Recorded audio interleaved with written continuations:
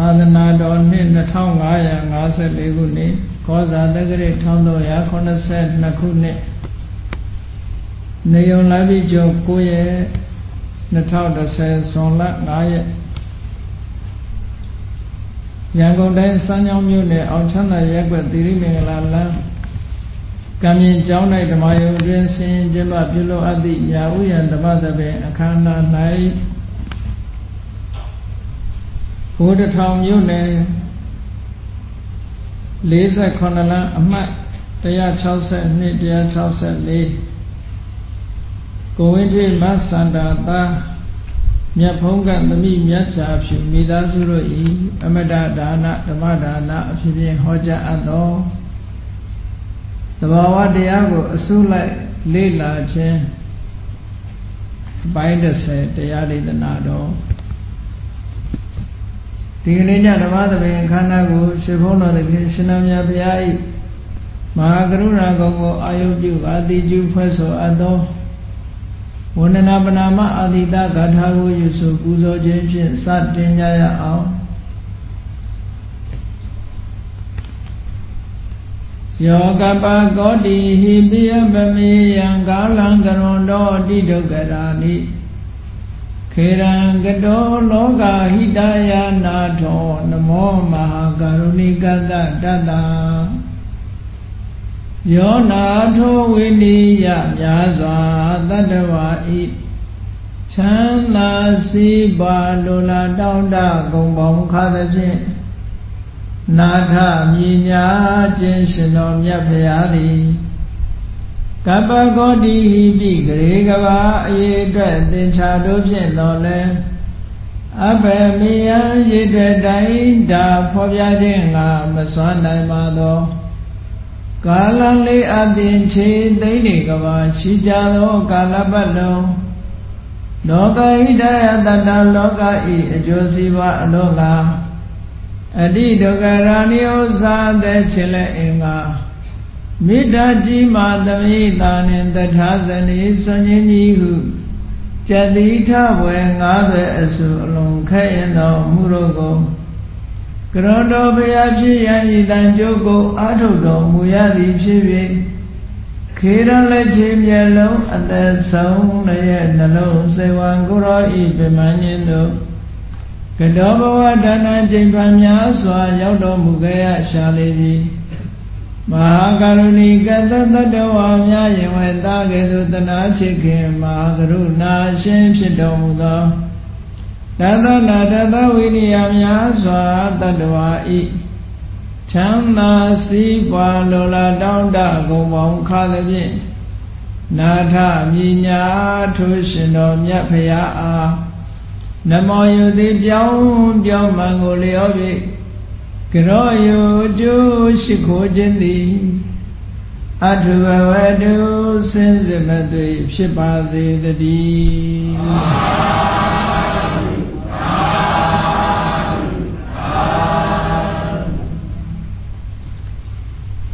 သဘာဝတရားကိုအစုလိုက်လေ့လာခြင်းအပိုင်း30အကောင်းနဲ့အဆိုးရောပြီးတော့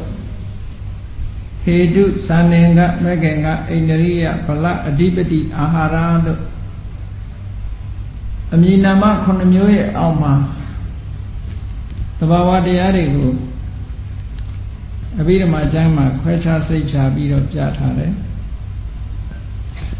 ဟေတုဇာနေကမဂ္ဂင်ကအိန္ဒရိယဗလအဓိပတိအာဟာရလို့ဆိုတဲ့ဒီလိုအမည်နာမတွေခွဲခြားပေးထားပေမဲ့လို့ဒီသဘာဝတရားတွေဟာပရမတ္ထတရား၄ပါးတည်းကစိတ်စေတသိက်ရုပ်ဆိုတဲ့တတ္တဝါတွေတဏ္ဍမှာရနိုင်တဲ့သဘာဝတရားတွေကြီးပဲအဲ့တော့စိတ်နဲ့ဆက်ပြီးတော့ပြောရမယ်ဆိုလို့ရှိရင်စိတ်ဆိုတဲ့သဘာဝတရားကိုဒီအုပ်စုလိုက်အမည်ပေးထားတဲ့ဟေတုဇာနေကမဂ္ဂင်ကအိန္ဒရိယဗလအဓိပတိအာဟာရဆိုတဲ့မဲ့စိတ်ဟာစိတ်ကိုအမည်နာမတွေထဲမှာအိန္ဒရိယလို့ခေါ်ပြထားတာရှိတယ် မနေတရေသိချင်းကိစ္စမှာစိတ်ဟာဆိုရတယ်နောက်တစ်ခါစိတ်ကိုအဓိပတိမှာလည်းပဲဟောပြပြီးတော့ထားတယ်မိမိနဲ့ပတ်သက်လာတဲ့တရားတွေပေါ်လွှမ်းမိုးကြီးစိုးနိုင်တယ်အဲ့တော့ဣန္ဒြိယကလည်းလွှမ်းမိုးတယ်ချုပ်ကြိုက်တယ်အဓိပတိကလည်းကြီးစိုးတယ်ဆိုတော့ဘာများထူးတယ်လဲလို့ဆိုလို့ရှိရင်ဣန္ဒြိယအုပ်စိုးတာဆိုတာအလုံးကိုအုပ်စိုးနိုင်တာမဟုတ်ဘူးဆရာကိစ္စတစ်ခုမှသာသူကလွှမ်းမိုးနိုင်တယ်အဓိပတိဆိုတာကြတော့ပြိုင်ဘက်မရှိသူတူဦးတွေကချုပ်ကန်ပြီးတော့လွှမ်းမိုးတာလို့ဒီလိုအဓိပ္ပာယ်ရှိတယ်ပေါ့အဲ့တော့အဓိပတိလွှမ်းမိုးမှုနဲ့ဣန္ဒြိယလွှမ်းမိုးမှုဟာမတူညီဘူးအဓိပတိလွှမ်းမိုးမှုကပိုပြီးတော့ကြီးမားတယ်မြန်မာနိုင်ငံသမိုင်းမှာရင်တော့ဂျပန်ခေတ်ကသမတကိုအဓိပတိဆိုတဲ့နာမည်ပေးခဲ့သေးတယ်ပေါ့နော်နောက်ပိုင်းကျတော့မှသမတဆိုတာဖြစ်လာတော့အဓိပတိဆိုတဲ့ဟာနာမည်ပေးခဲ့သေးတယ်ပေါ့အဲ့တော့အဓိပတိဆိုတာအားလုံးရဲ့အပေါ်မှာလွှမ်းမိုးထားနိုင်တဲ့သဘာဝတရားလို့စိတ်ဟာအားလုံးပေါ်မှာလွှမ်းမိုးထားနိုင်တဲ့သဘာဝတရားတစ်မျိုးတည်းမှာပါဝင်တယ်ပေါ့နောက်တစ်ခုစိတ်ကိုဝိညာဏဆိုတဲ့အမည်နဲ့အာဟာရထဲမှာလည်းပဲထည့်သွင်းပြီးတော့ပြောထားတယ်ဒါစိတ်နဲ့ပတ်သက်တာစိတ်ဟာဣန္ဒြိယလည်းဟုတ်တယ်အဓိပတိလည်းဟုတ်တယ်ဝိညာဏအာဟာရလည်းဟုတ်တယ်လို့ခုနှစ်မျိုးထဲမှာသုံးမျိုးနဲ့ပတ်သက်တယ်ပေါ့ဒီလိုမှတ်ရအောင်ဒါကစေတသိက်ကတော့52ရှိတဲ့ထဲပဲအခုအကောင်းဆုံးရောပြီးတော့ပြတဲ့ခုနှစ်ဌာနထဲမှာပါဝင်တဲ့စေတသိက်ပေါင်းက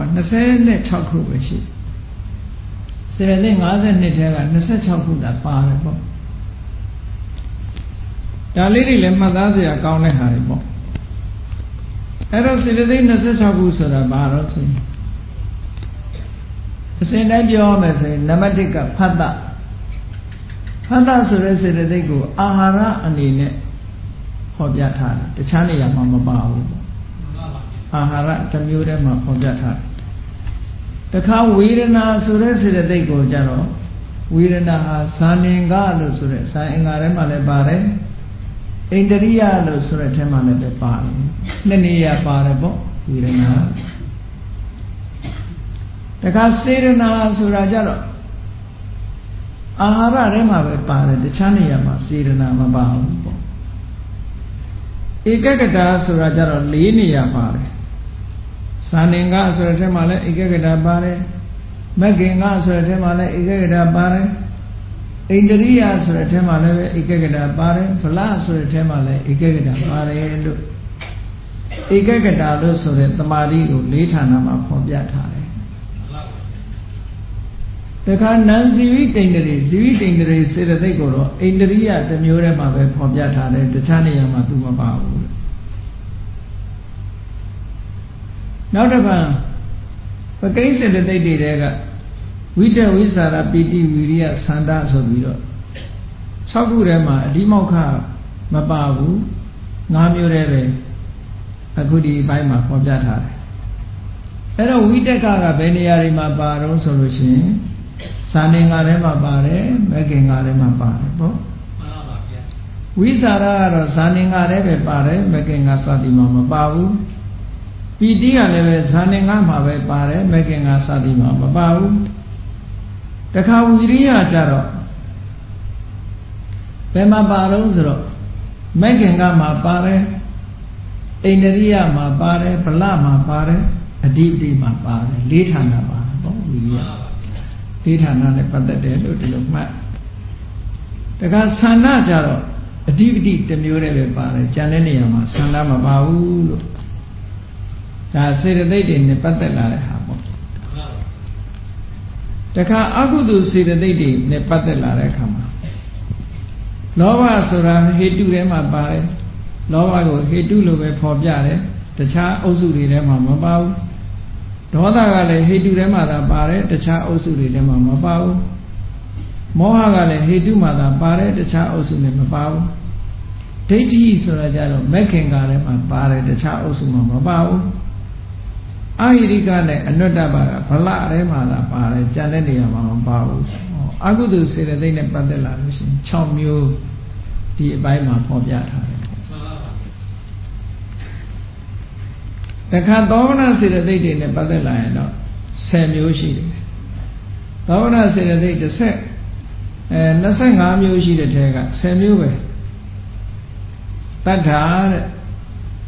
တတ္ထာကြတော့အိန္ဒြိယမှာပါတယ်ဗလမှာပါတယ်တခြားနေရာမှာမပါဘူး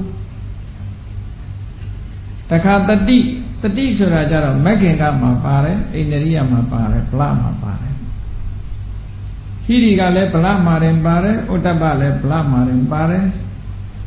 အာလောဘတို့အာရောဒတို့ကဟေတုမှာတင်ပါတယ်တခြားနေရာမှာမပါဘူးနောက်အာမောဟဆိုတာကြတော့ဟေတုမှာလည်းပါတယ်မဂ္ဂင်္ဂါထဲမှာလည်းပါတယ်အိန္ဒြိယထဲမှာလည်းပါတယ်ဗလထဲမှာလည်းပါတယ်အဓိပတိထဲမှာလည်းပါတယ်ဆိုအမောဟလို့ဆိုတဲ့ပညာဟာ၅ဌာနမှာပါဝင်တယ်သူရဲ့ဆောင်ရွက်နိုင်တဲ့ function တွေများတယ်ပေါ့ဒါဆိုလို့နောက်သမ္မာဝါစာသမ္မာကမ္မန္တသမ္မာအာဇီဝဒီဝိရဒိစေတသိက်၃ခုကတော့မဂ္ဂင်ထဲမှာပဲပါတယ်တခြားနေရာမှာမပါဘူးအားလုံးပေါင်းလိုက်တဲ့အခါကျတော့စေတသိက်26ပါ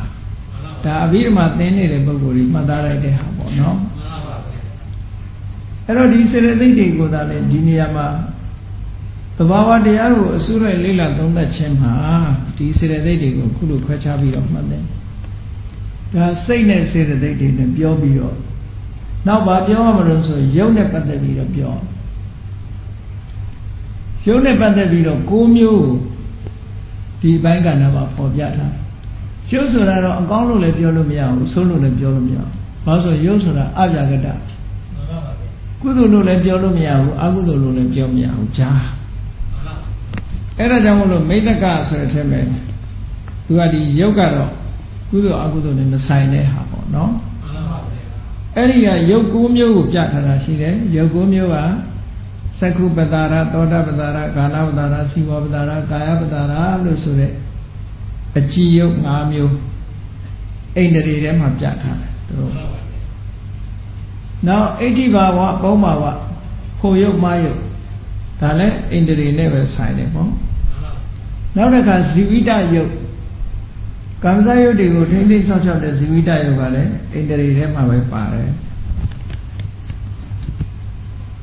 အခုပြောခဲ့တဲ့ယုတ်တွေအားလုံး8ခုဟာအိန္ဒြေတစ်ခုတည်းနဲ့ပဲဆိုင်တယ်ဉာဏ်ဓာတ်တွေနဲ့မဆိုင်ဘူးတဲ့နောက်တစ်ခါကပလီကာရအာဟာရလို့ဆိုတဲ့ဩဇာယုတ်အဲ့ဒီကပလီကာရအာဟာရဆိုတဲ့ယုတ်ကိုအာဟာရဆိုတဲ့အုပ်စုထဲမှာဖော်ပြထားတယ်လို့ဒါကအဘိဓမ္မာသဘာဝတွေကိုဒီအပိုင်းကဏ္ဍမှာဖော်ပြထားတဲ့တွေကိုလေ့လာသုံးသပ်ခြင်းအခုတိုင်းပဲတွေ့ရမယ်စိတ်ရဲ့စေတသိက်ရဲ့ယုတ်ရဲ့အဲ့တော့သဘာဝတရားကိုလေ့လာတယ်ဆိုတဲ့နေရာမှာစိတ်89စေတသိက်54ယုတ်28ထဲကလွဲလို့တခြားလေ့လာကြအကြောင်းမရှိဘူးအဘိဓမ္မာကျမ်းကြီးတွေဘလောက်ပဲကျယ်ဝန်းဒီထဲကပဲသွားတာမှန်ပါပါဗျာဟောအနှစ်ချုပ်လိုက်တဲ့အခါကျတော့ဒါပဲဒီတယ်မပို့ဘလောက်အဘိဓမ္မာကျမ်းကြီးကျဲစိတ်ဟာ89 121ကမပို့ဒီကနန်းပုံတွေကန့်သက်ထားတယ်ဆိုတာမှန်ပါပါဗျာစေတသိက်ကလည်း52ကတခုမှမပို့ဘူးမှန်ပါပါယောဂလည်း28ကတခုမှမပို့ဘူးเนาะမှန်ပါပါဗျာဒီကနေ့ခေတ်မှာအတီးဖြစ်နေတာဒါပေါ့သို့တော်ဓမ္မသင်္ကနီပါဠိတော်တို့ဘာတော့မှဆိုရင်ယုတ်25ပါးပဲသတ်မှတ်ထားတယ်ပေါ့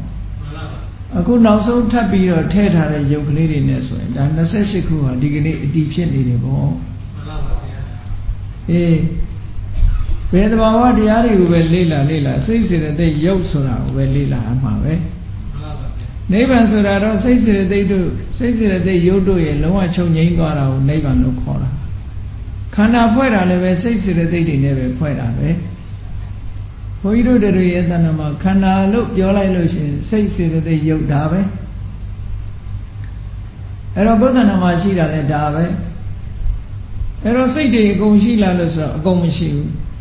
ဘုန်းကြီးတို့သဏ္ဍာန်မှာရှိနိုင်တဲ့စိတ်ဟာ45ပါးပဲရှိနေ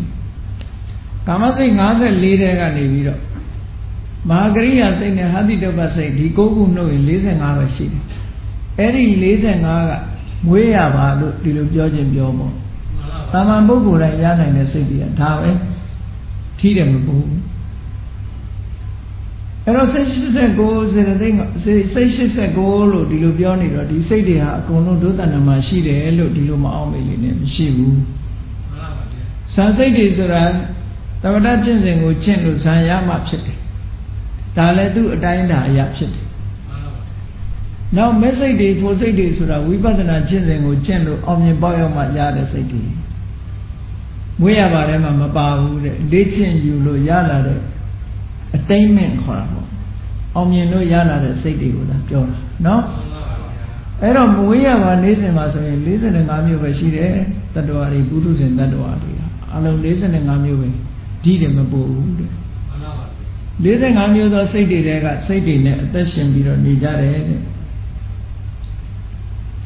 အဲ့တော့စေတသိက်တွေကြတော့ဒီ45မျိုးနဲ့ရှင်နိုင်တဲ့စေတသိက်တွေပဲရမှာပေါ့တခါယုတ်တည်တဲ့ကြတော့ယုတ်28ပါးလို့ဒီလိုပြောပြီးပဲလို့ယုတ်အစစ်ဟာဘုန်းကြီးတို့တွေရဲ့တဏ္ဍာမှာယုတ်အစစ်ဟာ18ခုပဲရှိတယ်ပေါ့အဲ့ဒီ18ခုကလည်းအမျိုးသား18ခုအမျိုးသမီးတွေ18ခုအဲ့ဒါသာလည်းယုတ်အစစ်ကျန်တဲ့ယုတ်တွေကဆင့်ပွားပြီးတော့ယုတ်နဲ့ဆက်နွယ်ပြီးတော့ယုတ်လို့ခေါ်လိုက်ရတာနော်ယုတ်လို့ခေါ်လိုက်ရတဲ့ယုတ်တွေသာဖြစ်တယ်ပေါ့တကယ်ယုတ်အစစ်မဟုတ်ဘူးအဲ့တော့ဝိပဿနာကမ္မဋ္ဌာန်းရှုတဲ့အခါမှာဟောဒီ18ခုတည်းပဲရှုလို့ရတယ်ကျန်တာရှုလို့မရဘူးဒီကောင်းပြီဒါကဒီအပိုင်းခန္ဓာနဲ့ပတ်သက်ပြီးတော့အချင်းချုပ်ကိုပြောတာဒီကနေ့ဗလာဆိုတဲ့အုပ်စုထဲမှာစေတသိက်တွေကြီးပဲပေါ်ပြထားတယ်ဗလာဟာဘာကြောင့်ဗလာလို့ခေါ်တာတော့လို့ဆိုတော့အတိပ္ပယ်2မျိုးပေးထားတယ်ဗလာဆိုတာတစ်ဖက်ကနေပြီးတော့ရိမ့်ရိုင်သွားအောင်ကောင်းလန်နိုင်စွမ်းမရှိတာမတုံလောက်တဲ့အနေထားတစ်ခုသို့မဟုတ်ကြန့်ခိုင်တဲ့အနေထားတစ်ခုကိုဗလာလို့ခေါ်တယ်ပေါ့ခွန်အားလို့လည်းသုံးတယ်ကြန့်ခိုင်မှုလှုပ်ရှားမှုကင်းပြီးတော့ကြံ့ကြံ့ခိုင်ခိုင်ရနိုင်မှုဆိုတဲ့အနေအထားနဲ့ဗလာလို့သုံးတာအင်္ဂလိပ်လိုတော့ power လို့ပြန်တယ်တခါတခါကျတော့ strength ပေါ့အင်အားဆိုတဲ့ဟာကိုပြန်လေးရှိတယ်ပေါ့နော်အဲ့တော့ဗလာဆိုတဲ့သဘာဝတရားကဒီနေရာမှာတတ္ထာတဲ့ဝိရိယတဲ့တတိတမာတိပညာအဲ့မဲ့တတ္ထာဆိုတဲ့သဘာဝတရားဟာသူကိစ္စမှာသူကြန့်ခိုင်တယ်စัจ မဲ့နဲ့လာလို့ရှိရင်သူတုံလို့ကောင်းအောင်လုပ်လို့မရဘူးရွှေရှားလို့မရအောင်ဆိုပါစို့ကြောက်တော်ကြီးဟာမုံတိုင်းဘလောက်တိုက်ကြောက်တော်ကြီးကလှုပ်သွားတယ်လို့ရှိမှမရှိလားနော်အဲ့ဒါမျိုးလိုပဲစัจ မဲ့တရားနဲ့တွေ့ကြုံတဲ့အခါမှာဒီတတ္ထာဟာသူ့ရဲ့ယုံကြည်မှုဆုံးဖြတ်မှုကိစ္စမှာသူကြန့်ခိုင်တယ်လို့ဒါကြောင့်မို့သူ့ကိုဗလလို့ခေါ်တာပေါ့နော်ဗလလို့ခေါ်တယ်အဲ့တော့တတ္ထာကတော့အကောင်းသက်သက်ပဲနောက်ဝီရိယကျိုးပန်းအထောက်မှုကလည်းပဲအတရားပဲသူကလည်းကြန့်ခိုင်တယ်စัจ မဲ့တရားတွေဆိုတာဘာကြန့်ခိုင်တာတော့ဆိုပြင်းပြင်းဆိုတဲ့သဘာဝတရားကသူ့ကိုမလှုပ်ရှားနိုင်ဘူးပေါ့ဝီရိယထက်သန်လာပြီဆိုလို့ရှိရင်ပြင်းတယ်ဆိုတာမရှိနိုင်ဘူးပေါ့နော်အဲ့ဒါကြောင့်မလို့ဝီရိယဟာလည်းပဲပြင်းပြင်းဆိုတဲ့စัจ မဲ့တရားကသူ့ကိုလှုပ်ရှားရိမ့်ရိုင်သွားအောင်မလုပ်နိုင်လို့သူကဗလာလို့ဒီလိုဆိုလို့ရတယ်အဲ့တော့ဝီရိယကြတော့အကောင်းဆုံး2မျိုးရှိနိုင်တယ်ပေါ့နောက်တစ်ခါတတိဆိုတာအမှတ်ရတာရဲ့အာယုံစိုက်တာ2မျိုးယူနိုင်တယ်အမှတ်ရတာဆိုတာမှတ်မိတာအင်္ဂလိပ်လိုတော့ memory ပေါ့ memory ဆိုတာမှတ်မိငယ်ငယ်တော့အကြောင်းအရာတွေမှတ်မိတယ်မနေ့ကအကြောင်းအရာတွေမှတ်မိတယ်ဟိုတနေ့ကအကြောင်းအရာတွေမှတ်မိနေတယ်စိတ်ထဲမှာမှတ်မိနေတယ်ဆိုတော့ memory ကတတိပဲပေါ့အဲ့ဒါတစ်ခုနောက်တစ်ခါတတိကို mindfulness လို့ပြောတာအရာရာမှာဒီစိတ်ဆိုင်ပြီးတော့လောက်တာကိုလည်းတတိလို့ခေါ်တယ်အဲ့တော့တတိပဋ္ဌာန်တုတ်တံမှာပါတဲ့တတိမျိုးကြတော့ memory ကိုမပြောလို့ဘူး mindfulness ကိုပြောလို့အဲ့ကြအရာရာတတိရှိနေတယ် တကယ် mindfulness ဆိုတာတကယ်ပစ္စုပန်နဲ့ပိုးဆိုင် memory ဆိုတာအတိတ်နဲ့ဆိုင်တယ်အဲ့တော့ mindfulness ဆိုတာအာယုန်တစ်ခုကိုသူကစိတ်ဆိုင်နေတယ်အမှတ်တမဲ့မနေဘူးမှတ်မှတ်ရရရှိနေတယ်လို့ဒီလိုပြောတာနော်မှန်ပါပါဗျာအဲ့ဒီတတိကလည်းအမှတ်ရခြင်းကိစ္စမှာဆန့်ကျင်မဲ့တရားတွေကသူ့ကိုတွန်းလှန်မပြစ်နိုင်အောင်ခိုင်မာသည့်အတွက်ကြောင့်သူ့ကိုဒီနေရာမှာဗလာလို့ဒီလိုသုံးတယ်ပေါ့အဲ့တတိကလည်းအကောင်းတစ်ခုတည်းပဲပါတယ်အကုသိုလ်တတိလို့မရှိဘူးနောက်တစ်ခုသမာဓိဆိုတာစိတ်ရဲ့အာယုန်တစ်ခုတည်းပုံမှာစိတ်တွေအလုံးစုပြီးတော့ကြာနေမှုအာယုန်တစ်ခုတည်းပုံမှာစိတ်တွေအလုံးစုစည်းထားနိုင်မှုသမာဓိလို့ခေါ်တယ်အဲ့ဒီသမာဓိကလည်းပဲသူ့ရဲ့ဆန့်ကျင်ပဲဖြစ်တဲ့စိတ်ပြန့်လွင့်မှုဥဒိစ္စကြောင့်သူကလှုပ်ရှားရဲရင်သွားခြင်းမရှိအောင်ကြန့်ခိုင်နေလို့ရှိရင်သူ့ကိုဗလလို့ခေါ်တာပဲဒါတွေကကြန့်ခိုင်လိုက်ရင်နောက်တစ်ခါပညာသဘာဝတရားကိုကွဲကွဲပြားပြားသိခြင်းဆိုတဲ့ကိစ္စမှာလည်းပဲ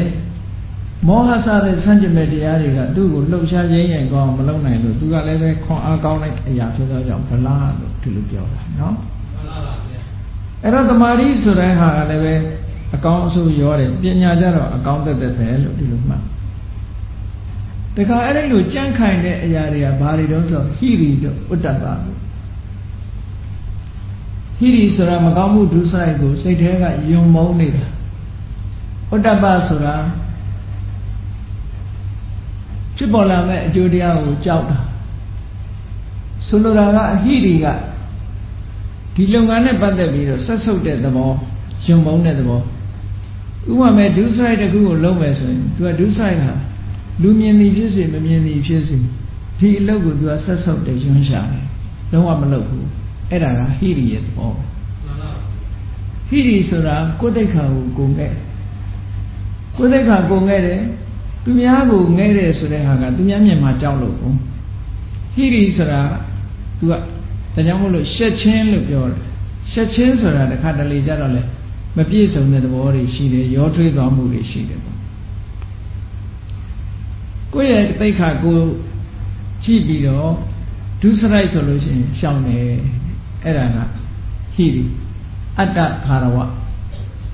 သူကရှက်တယ်ဆက်ဆုပ်တယ်ဒီအလုပ်ကိုယုံမုန်းတယ်ဆိုတဲ့အနေရှုတော့ကနေပြီးတော့ရှောင်တာဒါဟိရိဥတ္တပကြတော့ဒီလိုမဟုတ်ဘူးပတ်ဝန်းကျင်ကိုလေးစားတယ်သူကပရခါရဝပတ်ဝန်းကျင်ကိုလေးစားတယ်ပတ်ဝန်းကျင်ကိုလေးစားတယ်လို့ဆိုတာဆိုပါစို့ဒီအလုပ်ကိုငါလုပ်လိုက်လို့ရှိရင်ငါရဲ့မိဘတွေငါရဲ့ဆွေမျိုးသားချင်းတွေငါရဲ့မိတ်ဆွေတွေထိခိုက်လိမ့်မယ်ဒါပတ်ဝန်းကျင်ကိုလေးစားတဲ့အတွေ့ပေါ့နော်အဲ့ဒီအတွေ့နဲ့မကောင်းမှုကနေရှောင်လိုက်တယ်ဒါကဥတ္တပပတ်ဝန်းကျင်ကကဲရဲမှာကြောက်တယ်ကောင်းအောင်ခရုစိုက်ပြီးတော့နေဘာပဲဖြစ်ဖြစ်ကိုယ့်ဘာကိုရှက်လို့မလုပ်တာပဲဖြစ်ဖြစ်အကုသိုလ်ကိုယွန်လို့မလုပ်တာပဲဖြစ်ဖြစ်ပတ်ဝန်းကျင်ကဲရဲမှာကြောက်လို့မလုပ်တာပဲဖြစ်ဖြစ်မလုပ်ဖြစ်ခြင်းကအဓိကပဲပေါ့အကုသိုလ်ကိုရှောင်ခြင်းကအဓိကဖြစ်တယ်အဲ့ဒီဟိရိဥတ္တပတွေဟာလည်းပဲသူတို့ကခွန်အားရှိသည့်အတွက်ကြောင့်သူတို့ဗလလို့ပဲခေါ်တယ်နော်ဒါတွေကကုသိုလ်ဘက်ကတခါအကုသိုလ်ဘက်ကအဟိရိကနဲ့အနုတ္တပအဟိရိကဆိုတာကြတော့ဟိရိနဲ့ဆန့်ကျင်ဘက်ပဲအကုသိုလ်အမှုကိစ္စကိုမယွံဘူးမရှက်ဘူးဆဲရဲလည်းလုပ်တယ်ကောင်းမှုအကုသိုလ်ကိုလုံးဝမရှက်တာအနုတ္တပဆိုတာလုံးဝမလုပ်တာဆိုလုံးဝမကြောက်လန့်တာဘယ်သူမှခရီးမဆိုင်ဘူးဆိုတဲ့ဟာမျိုးပေါ့နော်လူတွေပြောတယ်မို့လားပတ်ဝန်းကျင်ကိုခရီးမဆိုင်တဲ့လူတွေအိုင်တုံးကဲရဆိုတာပေါ့အနုတ္တပပဲပေါ့ဘာပဲဖြစ်ဖြစ်ဘယ်သူမှကိုပတ်ဝန်းကျင်ကိုခရီးမဆိုင်ဘူးဆိုတဲ့ဟာအနုတ္တပရဲ့သဘောတစ်ခုပဲပေါ့မဟုတ်တာလုပ်လဲလုပ်ရဲတယ်ပေါ့မျက်နှာပြောင်တိုက်ပြီးတော့လုပ်ရဲတယ်အဲ့ဒါအနုတ္တပရဲ့သဘောပဲနော်ဥပမာဘာနဲ့ဥပမာပေးထားတော့ဆိုအနုတ္တပကိုပိုးဖလံကောင်လေးတွေနဲ့ဥပမာပေးထားပိုးဖလံကောင်ဟာမိဘုံတွေကိုတိုးတယ်လို့ပဲပူမာမကြောက်ဘူးပေါ့လေမိကိုသူမကြောက်တာ တိုးတော့ပိုးပလန်ဆိုတဲ့ကောင်ကမီးကိုမကြောက်တာသူပူမှန်းသိရင်တော့သူကြောက်မှာပါတကယ်တော့သူပူမှန်းမသိလို့မီးလေးကြည့်လိုက်တဲ့အခါလှလို့သူကဝင်ပြီးတော့ရွှေထင်ပြီးတော့ကစားတာလည်းဖြစ်ချင်းဖြစ်မှာပေါ့နော်သို့တော်လည်းပိုးပလန်ဟာမီးထဲမှာတိုးတယ်လို့ပဲဒီအာဟိတိကအရှက်မဲ့တဲ့လူတယောက်ဟာလည်းပဲအကုသိုလ်တွေကိုဝင်တိုးတယ်လို့သူတို့ဆွလို့တာပေါ့သူတို့ကလည်းပဲဒီအဲ့ဒီမှာဒီဟိရိဥတ္တပကြတော့သူ့ရဲ့ဆန့်ကျင်ဘက်ကအဟိရိကအနုတ္တပဆန့်ကျင်ဘက်ကြောင့်လှုပ်ရှားရင်းရင်သွားခြင်းမရှိဘူးဒါဖြင့်အာဟိရိကအနုတ္တပတို့ကြတော့သူ့ရဲ့ဆန့်ကျင်ဘက်လို့ကုသိုလ်ကိုသူ့ရဲ့ဆန့်ကျင်ဘက်လို့သူကိုမသုံးဘူးအဲ့ဒါချတယ်ဘာဖြစ်လို့တော့ဆိုတော့ကုသိုလ်နဲ့အကုသိုလ်ဟာအကုသိုလ်ကိုအပေကံတရားအနေနဲ့ပဲတတ်ထားပါဟတပ္ပတရားလို့ခေါ်တယ်ကုသိုလ်ကပါဟယကတရားကုသိုလ်ကအကုသိုလ်ကအကုသိုလ်ကိုပယ်တယ်လို့မရှိရဘူးနော်ကုသိုလ်ကသာအကုသိုလ်ကိုပယ်တယ်လို့ရှိတယ်ဒါကြောင့်မို့အကုသိုလ်တရားဟာရှင်းပြရမယ့်တရားပဲတတ်ပဲရှိတယ်ကုသိုလ်တရားကရှင်းတတ်တဲ့တရားပဲတတ်ပဲရှိတယ်အရှင်းခံရတဲ့တရားမဟုတ်ဘူးအရှင်းခံရတဲ့တရားမဟုတ်တဲ့အတွက်ကြောင့်အပြန်အလှန်မဟုတ်ဘူးပေါ့အကုသိုလ်ကကုသိုလ်ကိုဖယ်ရှားတယ်ဆိုတာမရှိဘူးကုသိုလ်ကသာအကုသိုလ်ကိုဖယ်ရှားတယ်ဆိုတာရှိတယ်ဒါကြောင့်မို့လို့အာဟိရိကအနုတ္တပဆိုတဲ့ဟာကြတော့ဆရာသူတို့နဲ့အတူတကွာဖြစ်တဲ့သဘာဝတရားတွေပေါ်မှာသူတို့ကမြဲတယ်ဆိုတဲ့အဓိပ္ပာယ်နဲ့ပြောတယ်ဥပမာဆိုတော့အကုသိုလ်စိတ်ဖြစ်တိုင်းဟောဒီအာဟိရိကအနုတ္တပမှာပါနေခိုင်မာတယ်သူတို့ကဆွဲမြဲတယ်ဘယ်အကုသိုလ်ပဲဖြစ်ဖြစ်လောဘပဲဖြစ်ဖြစ်ဒေါသပဲဖြစ်ဖြစ်မောဟပဲဖြစ်ဖြစ်အကုသိုလ်ဖြစ်တိုင်းဒီနှစ်ခုကပါနေတယ်ပေါ့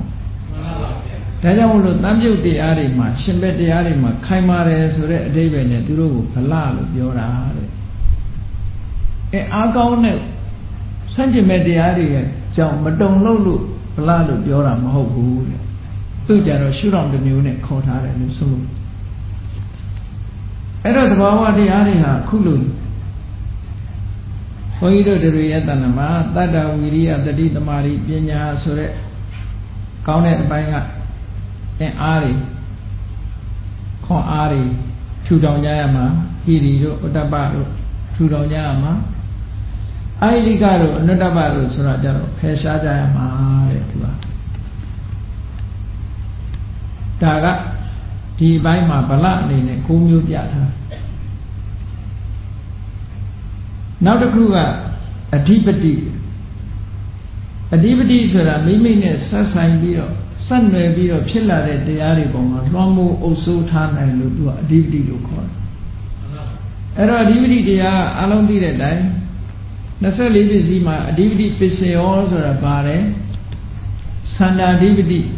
ဝိရိယအဓိပတိစိတ်အဓိပတိဝိမာန်တာအဓိပတိလို့သန္တာရဲ့ဝိရိယရဲ့စိတ်ရဲ့ဝိမာန်တာဆိုတဲ့ပညာရဲ့ဒါကိုအဓိပတိလို့ခေါ်တယ်ပေါ့အဲ့ဒီအဓိပတိဟာသန္တာကနေပြီးတော့ဥဆောင်နေလို့ရှိရင်အကယ်၍ဝိရိယတို့စိတ်တို့ပညာတို့ကသန္တာနဲ့တွဲလာမယ်ဆိုရင်တို့ကနောက်ကနေရဥဆောင်တာတယောက်ပဲဒါကြောင့်မို့အဓိပတိလို့ခေါ်တာ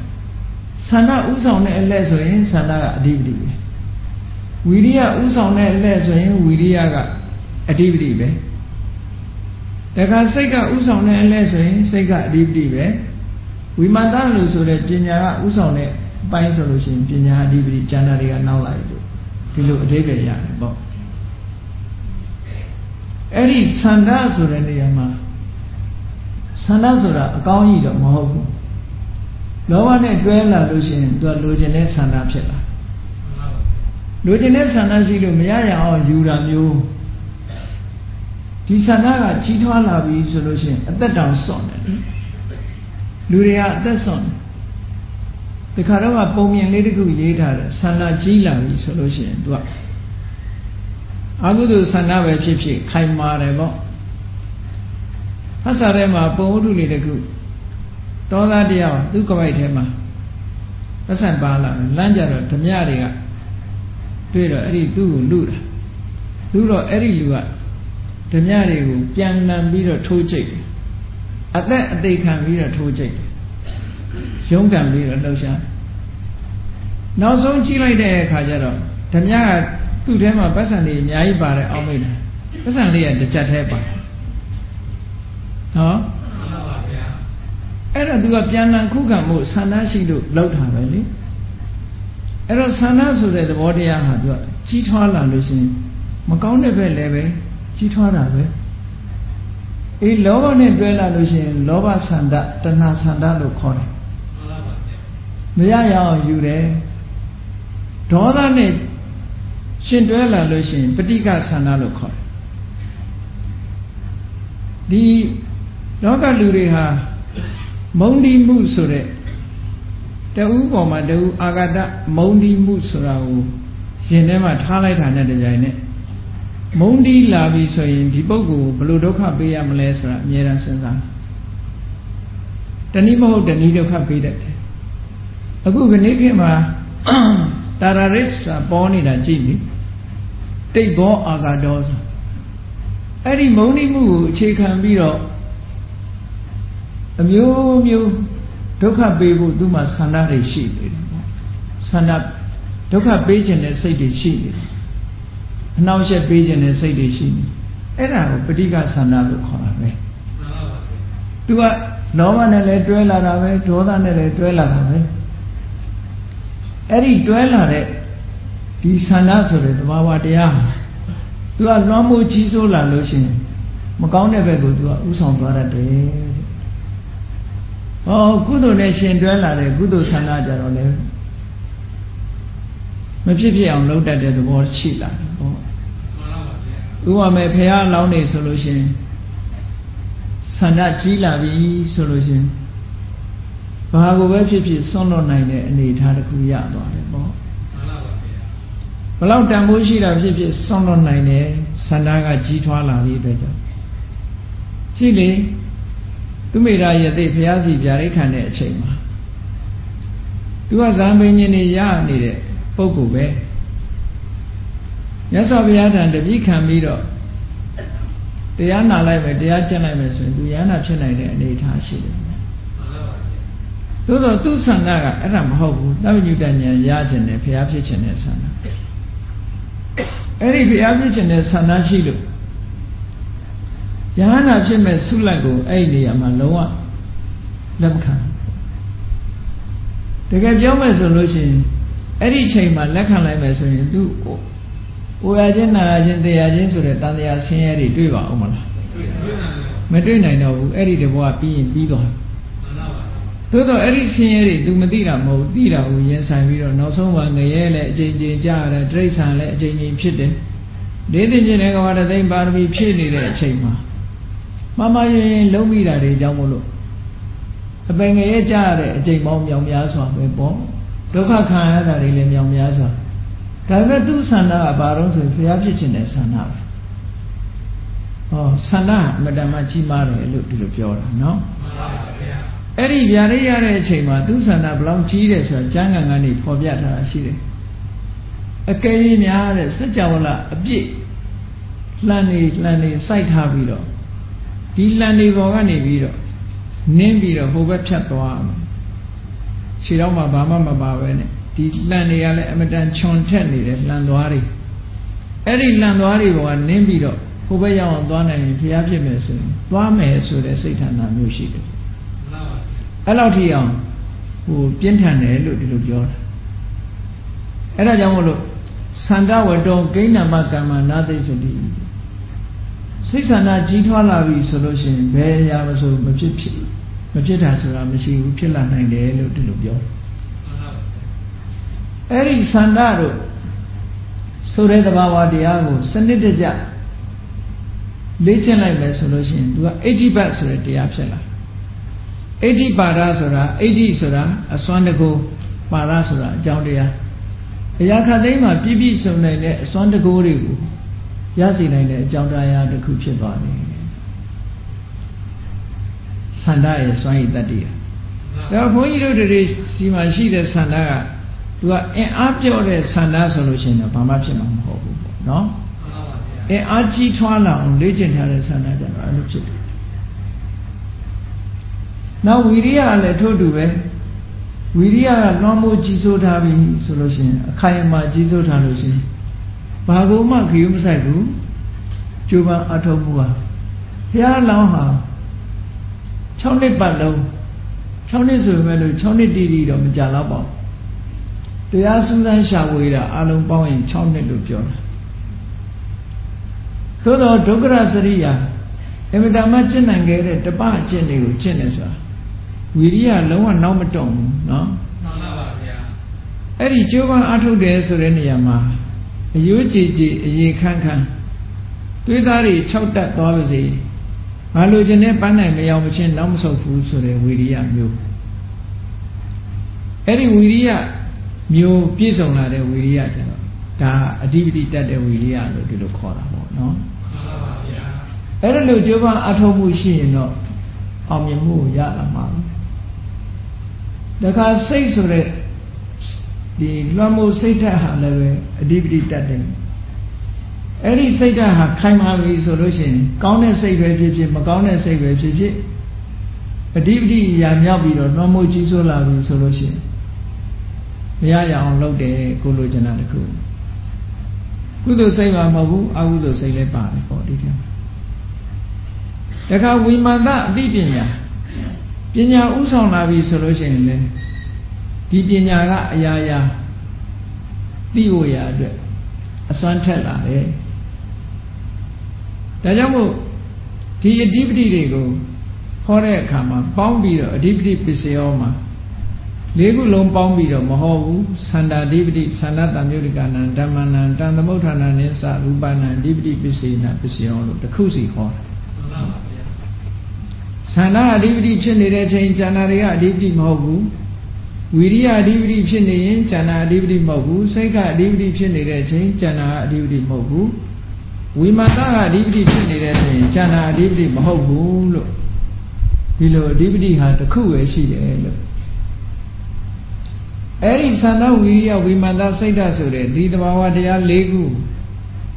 အစွမ်းတတ္တိရှိအောင်လေ့ကျင့်ထားမယ်ဆိုလို့ရှိရင်အဋ္ဌိပတ်၄ပါးဖြစ်သွားတယ်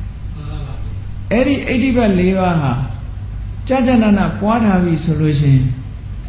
ကိုယ်အသက်ကိုတောင်မှဆွဲဆန့်ထားလို့ရတယ်လို့ဒီလိုပြောတာမြတ်စွာဘုရားသခင်ကိုရောမြတ်ရှင်အနန္ဒာကိုမိန့်ကြားခဲ့တယ်အဋ္ဌိပတ်၄ပါးကြာကြာနာနာပွားထားလို့ရှိရင်အာယုကပတ်လုံးဆိုလိုတာကတက်တန်းစိတ်အောင်နေလို့ရတယ်သို့မဟုတ်တက်တန်းကြော်အောင်လည်းနေလို့ရတယ်လို့ရှင်အနန္ဒာကိုမိန့်ကြားခဲ့တယ်အဲ့တော့တက်တန်းစိတ်ဆိုတာဘာပြောတာလဲဆိုအနှစ်တရာတန်းမှာအသက်တရားကိုပြောတာနော်မှန်ပါပါဗျာအာယုကပ္ပဆိုတဲ့စကားလုံးကအဲ့ဒါကိုပြောတာအဲ့ဒါကိုငယ်ငယ်တုန်းကတော့သဘောမပေါက်ဘူးအာယုကပ္ပဆိုတာကိုပြန်တော့တကဘာလုံးနေနိုင်တယ်ဘုရားဟာခုချိန်ထိရှိမှာပဲလို့စိတ်ကအောင်းမိပြီဘယ်ဟုတ်မလဲအာယုကပ္ပဆိုတာတက်တန်းတစ်ခုရဲ့အတိုင်းအတာတစ်ခုကပ္ပလို့ပြောအဲ့တော့တက်တန်းစိတ်အောင်နေနိုင်တယ်ဆိုတာအသက်တရားထိအောင်နေလို့ရတယ်ပေါ့မြတ်စွာဘုရားကတက်တော်80မှာပြိဋိဘံဆန်တယ်နောက်ကအနှစ်20ဒီအဋ္ဌိပတ်၄ပါးပွားထားသည့်အတွက်ကြောင့်အကယ်၍နေလို့တဲ့ဆန္ဒရှိရင်နေလို့ရတယ်လို့ဒီလိုပြောဒီတဲ့ကြော်ပြီးတော့လည်းနေလို့ရတယ်ဒီတဲ့ကြော်ပြီးတော့နေတယ်ဆိုတော့120တို့ဘာလို့ဒါပြောတာပေါ့အဲ့တော့မြတ်စွာဘုရားကမနေပါဘူးဘာဖြစ်လို့မနေတာတော့သူ့ဟာသူသဘာဝအတိုင်းမနေတာဘုရားကနေကျင်တာလည်းမဟုတ်ဘူးသိကျင်တာလည်းမဟုတ်ဘူးနော်သိကျင်တယ်နေကျင်တယ်ဆိုတာတဏှာရဲ့အတွေးနဲ့ဒေါသရဲ့အတွေးတွေဖြစ်တယ်ပေါ့နေကျင်သေးတယ်ဆိုရင်တဏှာရဲ့အတွေးသိကျင်ပြီဆိုလို့ရှိရင်ဒေါသရဲ့အတွေးဖြစ်တယ်အဲ့တော့ယန္တာပုဂ္ဂိုလ်တွေကြတော့နေကျင်တာလည်းမဟုတ်ဘူးသိကျင်တာလည်းမဟုတ်ဘူးသူ့အချိန်တန်လို့သူ့ဟာသူသွားတာဟုတ်ကဲ့အချိန်စိတ်လို့သွားတာပဲထားတယ်သူတို့ဘယ်လိုမှဒီစိတ်မှမရှိဘူးမြတ်စွာဘုရားဟာတက်တော်80မပြည့်ပြီ10လအလိုမှာအမှန်တန်ကြီးမားတဲ့ယောဂဝေဒနာဖြစ်တယ်အဲ့ဒီယောဂဝေဒနာဟာ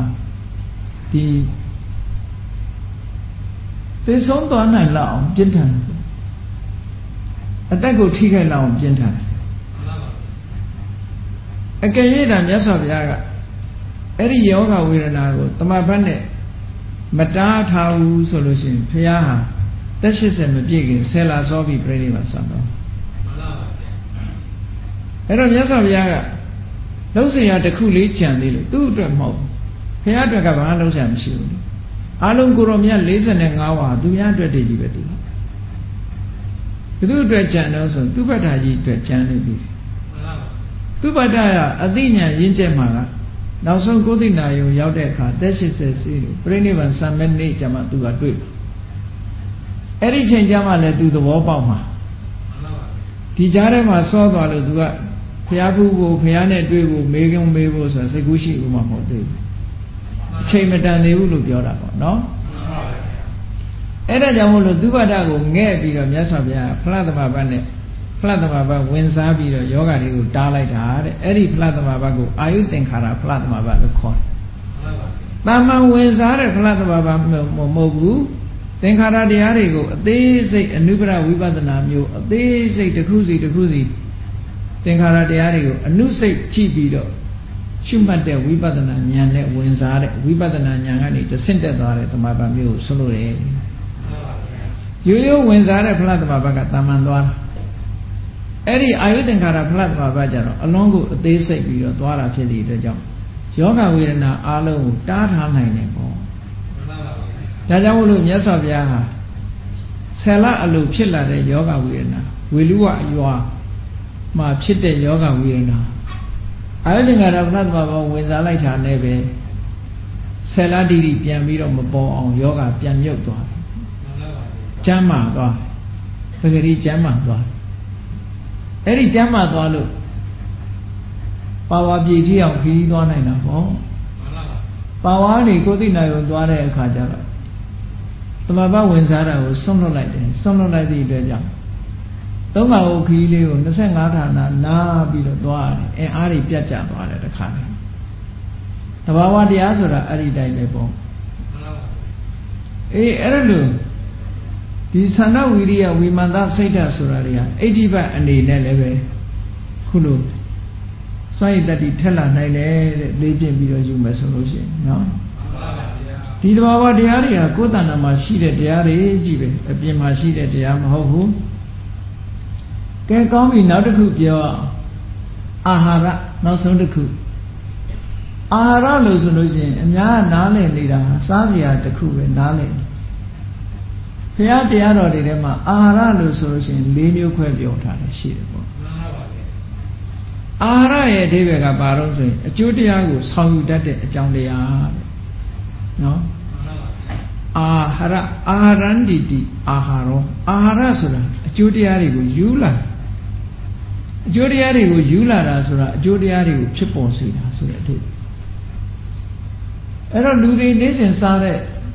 အစာလည်းပဲအကျိုးတရားကိုဆောင်ယူလာလို့သူ့ကိုအာဟာရလို့နာမည်ပေးထားတယ်အဲ့ဒါတွေမကဘူးဖတ်တာကိုလည်းအာဟာရလို့နာမည်ပေးတယ်မနောသင်္စေတနာလို့ဆိုတဲ့စေတနာစေတသိက်ကိုလည်းအာဟာရလို့နာမည်ပေးတယ်အသိစိတ်ဖြစ်တဲ့ဝိညာဉ်ကိုလည်းပဲအာဟာရလို့နာမည်ပေးထားတယ်ဟောအာဟာရလို့နာမည်ပေးထားတာဟာ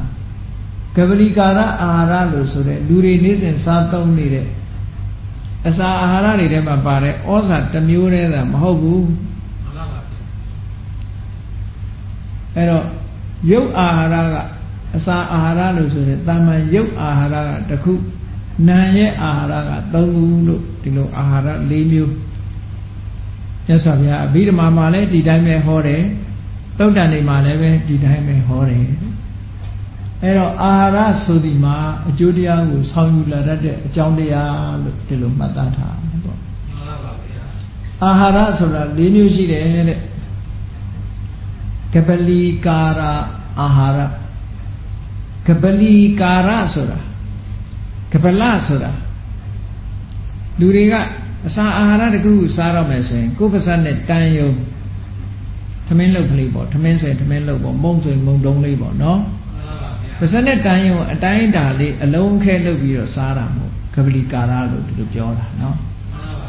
အလုံးခဲလုံးမှအာဟာရမဟုတ်ဘူးအလုံးခဲလုံးလုံးမလုံးလို့ဒါရေဝင်ရပြောတဲ့စကားနော် အတုံးခဲလေးလုပ်ပြီးတော့စားတာအဲ့တော့လူတွေစားတဲ့အစာအာဟာရဒီလိုဆိုလို့တယ်ပေါ့အဲ့ဒီအစာအာဟာရထဲမှာပါတဲ့အစီဩဇာကိုသာလည်းဒီနေရာမှာအဓိကအာဟာရကျန်တာတွေကတော့အချမ်းရံအကြောင်းတရားအနေနဲ့ပါတယ်ပေါ့အဲ့တော့ကပလီကာရအာဟာရကဘာကိုယူဆောင်လာတယ်လဲလို့ဆိုလို့ရှိရင်ဒီအာဟာရကဘာကိုဖြစ်စေတာကံစိတ်ဥဒုအာဟာရလို့အကြောင်းလေးမျိုးထဲမှာဒီအာဟာရပါရုပ်တရားကိုဖြစ်စေတဲ့ထဲမှာကံစိတ်ဥဒုအာဟာရဆိုတဲ့ဒီအာဟာရဒီဩဇာလင်ရှိခုမြောက်ဖြစ်တဲ့ရုပ်ကိုဖြစ်စေတယ်လို့ဆိုတာဩဇာလင်ရှိခုမြောက်ဆိုတာဘာပြောတာတော့ဆိုဓာတ်ကြီး၄ပါးပထဝီအာဘောတေဇောဝါယောဓာတ်ကြီး၄ပါးထိုဓာတ်ကြီး၄ပါးပေါ်မှာအယောင်ဆိုတာရှိတယ်အနတ်ဆိုတာရှိတယ်အရသာဆိုတာရှိတယ်အဲ့ဒီမှာပါလာတဲ့ဩဇာရှိတယ်နော်အလုံးပေါင်းလိုက်ရင်၈ခုအဲ့ဒီရုပ်၈ခုကဘယ်လို့မှခွဲခြားလို့မရဘူးကိုစားတဲ့ထမင်းထဲမှာလည်းဒီရုပ်၈ခုပဲအဲ့ဒီမှာစားလိုက်တဲ့အစာဩဇာယုတ်လေးကတခြားရုပ်၈ခုကိုဖြစ်ပေါ်လာစေတတ်တယ်ဒါကြောင့်မလို့ဘုန်းကြီးတို့တွေရဲ့ခန္ဓာကိုယ်ရဲ့ကြီးကြီးလာစားရင်နဲ့ဟုတ်လားဝါလာတာတို့ဘာတို့ဒီရုပ်တွေတိုးပွားလာတာစားရင်နဲ့တိုးပွားလာအေးကောင်းတာစားလို့ရှင်အသားရည်တွေစူပြေးလာတယ်ကောင်းမစားရရင်အသားရည်တွေမွဲချောဖြစ်လာတယ်ဟောအာဟာရပေါ်မှာမှီပြီးတော့ဖြစ်နေတဲ့သဘောတွေပေါ့နော်မှန်ပါဗျာအေးဒါကြောင့်မလို့ဒီအာဟာရသည်အာဟာရဆိုတဲ့ဩဇာသည်သူ့ကြောင့်ဖြစ်တဲ့ရုပ်တွေကိုသူကထုတ်လုပ်ပေးတတ်တယ်တဲ့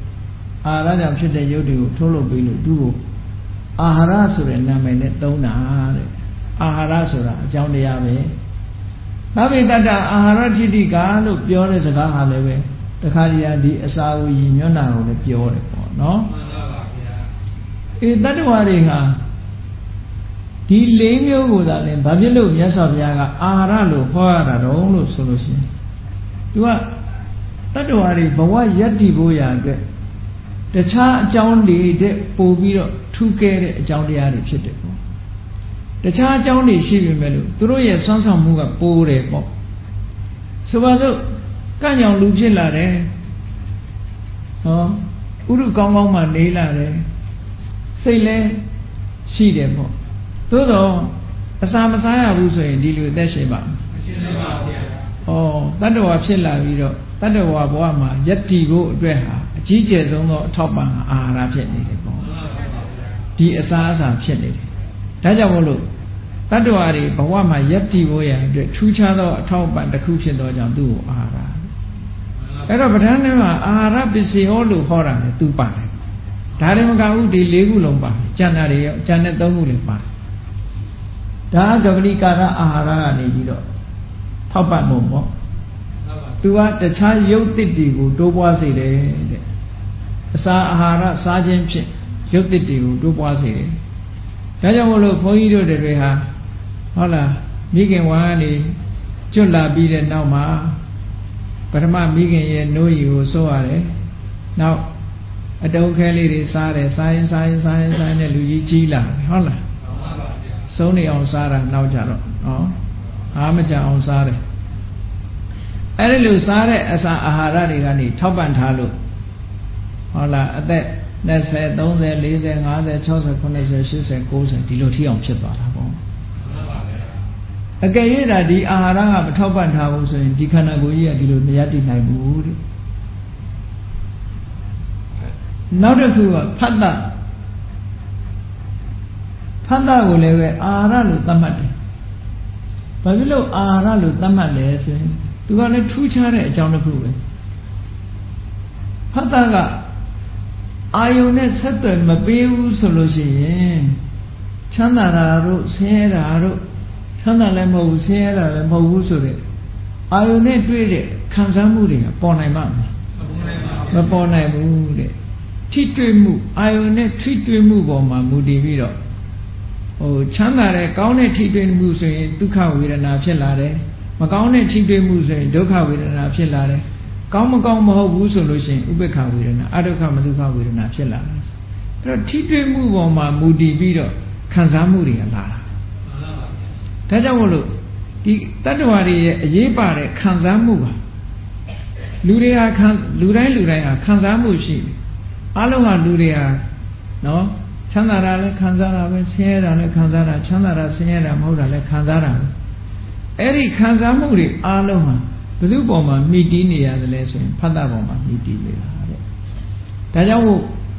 လူတွေမှာအရေးပါတဲ့ feeling လို့ခေါ်တဲ့ခံစားမှုကိုဆောင်ကျဉ်လာတတ်တာဖြစ်သောကြောင့်ဖတ်တာကိုအာဟာရလို့ဒီလိုပြောတာအရေးပါတဲ့ကိစ္စတစ်ခုပဲနောက်တစ်ခုကတော့မနောသင်္စေတနာစိတ်ရဲ့လှုံ့ဆော်မှုဆိုတာဒါစေတနာပဲစေတနာဆိုတာကံပဲပေါ့အဲ့ဒီကံတရားကလည်းပဲဘာကိုဖြစ်စေတာတော့ဆိုဘဝသုံးပါးမှာပရိသေတွေ၃မျိုးကိုဖြစ်စေတယ်ကာမဘုံမှာပရိသေတွေကိုဖြစ်စေတယ်ရူပဘုံပရိသေတွေကိုအကျိုးဖြစ်စေတယ်အရူပဘုံပရိသေတွေကိုဖြစ်စေတယ်ပေါ့ဘဝတွေမှာပရိသေစိတ်တွေမှန်သမျှဒီသူကနေထုတ်လုပ်နေတာဒါကြောင့်မို့လို့တန်တရားထဲမှာတတ္တဝါတွေယက်တည်ဖို့အတွက်သူကကြီးမားသောအကြောင်းတစ်ခုပဲကံကိုပြောတာနော်ဒါကြောင့်မို့သူ့ကိုအာဟာရလို့ဒီနေရာမှာသုံးထားလောကကြီးမှာနှုတ်ဖို့ဆိုရင်တတ္တဝါတွေဟာဒီကံတရားကထုတ်လုပ်ပြီးတော့ပေးမနေဘူးဆိုလို့ရှိရင်ဘဝတွေကအဆက်ပြတ်သွားနိုင်တယ်ပေါ့ဘဝပရိသေတွေကိုသူကဆက်ဆက်ပြီးပေးနေသည့်အတွက်ကြောင့်တဘဝနေတဘဝဒီကံကနေထုတ်လုပ်ပေးနေတာလို့ဆိုလို့ဒါကြောင့်မို့ထူးခြားတဲ့အကြောင်းတစ်ခုပဲနောက်တစ်ခုဝိညာဉ်